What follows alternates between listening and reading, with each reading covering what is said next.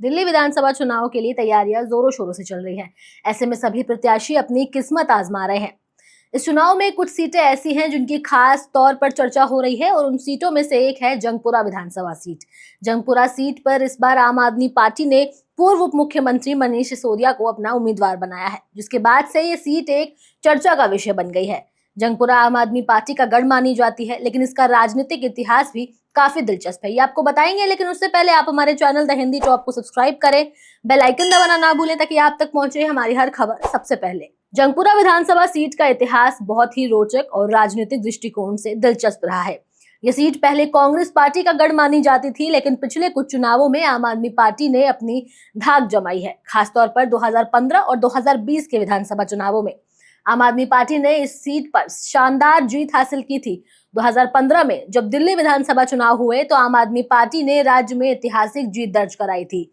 आम आदमी पार्टी ने कुल 70 सीटों में से 67 सीटों पर अपनी जीत दर्ज की थी। इस चुनाव में जंगपुरा सीट पर आम आदमी पार्टी के प्रवीण कुमार ने भाजपा और कांग्रेस के उम्मीदवारों को हराया था और ये सीट उनके खाते में आई थी। इस चुनाव में आम आदमी पार्टी को मिले समर्थन ने पार्टी की ताकत को जंगपुरा क्षेत्र में और भी मजबूत किया।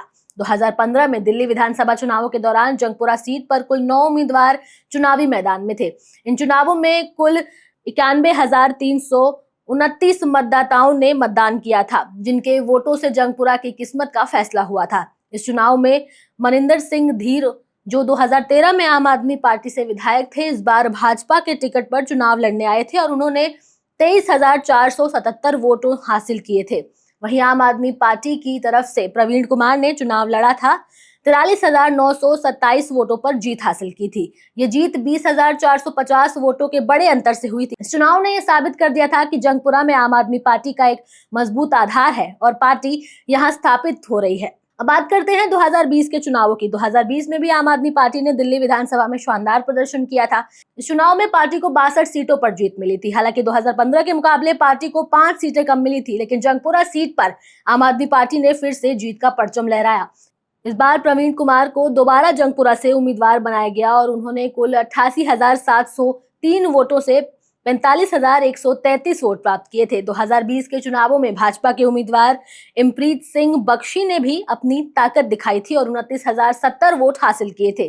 खास बात यह है कि कांग्रेस से लंबे समय तक विधायक रहे तरविंदर सिंह मरवाह को इस बार सिर्फ 13,565 वोट ही मिले थे और वो अपनी जमानत भी नहीं बचा सके। आम आदमी पार्टी के प्रवीण कुमार ने भाजपा के उम्मीदवार को 16,063 वोटों से हराया था, जो इस चुनाव के परिणाम को दर्शाता है कि जंगपुरा में आम आदमी पार्टी का प्रभाव और भी मजबूत हुआ है।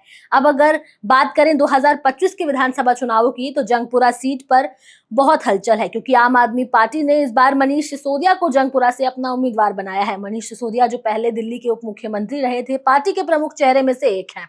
उनकी लोकप्रियता और कामकाजी इतिहास की वजह से जंगपुरा सीट पर उनकी उम्मीदवारी ने इसे एक हॉट सीट बना दिया है। मनीष सिसोदिया की पुरानी सीट पटपड़गंज से इस बार पार्टी ने अवध ओझा, जो एक शिक्षाविद हैं, उनको टिकट दे दिया है। सिसोदिया की उम्मीदवारी से जंगपुरा में राजनीति और भी रोचक हो गई है, क्योंकि उनके खिलाफ भाजपा और कांग्रेस दोनों ही अपने अपने उम्मीदवार मैदान में उतार चुके हैं। जंगपुरा विधानसभा सीट दिल्ली के पूर्व हिस्से में आती है और ये पूर्वी दिल्ली लोकसभा क्षेत्र के तहत आती है। इस सीट पर 1,42,634 मतदाता हैं, जिनमें से 77,244 पुरुष मतदाता, 65,388 महिला मतदाता और 3 ट्रांसजेंडर हैं। जंगपुरा क्षेत्र का राजनीतिक दृष्टि बहुत ही अलग है, क्योंकि यहाँ वोटरों की संख्या चुनाव के नतीजों को प्रभावित करती है। मनीष सिसोदिया की किस्मत इस बार 1,42,364 मतदाताओं के हाथ में होगी। उनकी लोकप्रियता, उनके द्वारा किए गए काम और आम आदमी पार्टी की नीतियों का प्रभाव इस बार चुनावी नतीजों पर बहुत असर डालने वाला है। जंगपुरा सीट पर आगामी चुनावों में कांटे की टक्कर होने की संभावना है। आम आदमी पार्टी ने पहले ही इस सीट पर अपनी स्थिति मजबूत कर ली है, लेकिन भाजपा और कांग्रेस के उम्मीदवार भी पूरी तरह से तैयार हैं। खासकर भाजपा इस सीट पर अपनी खोई हुई प्रतिष्ठा को दोबारा हासिल करने के लिए संघर्ष करेगी।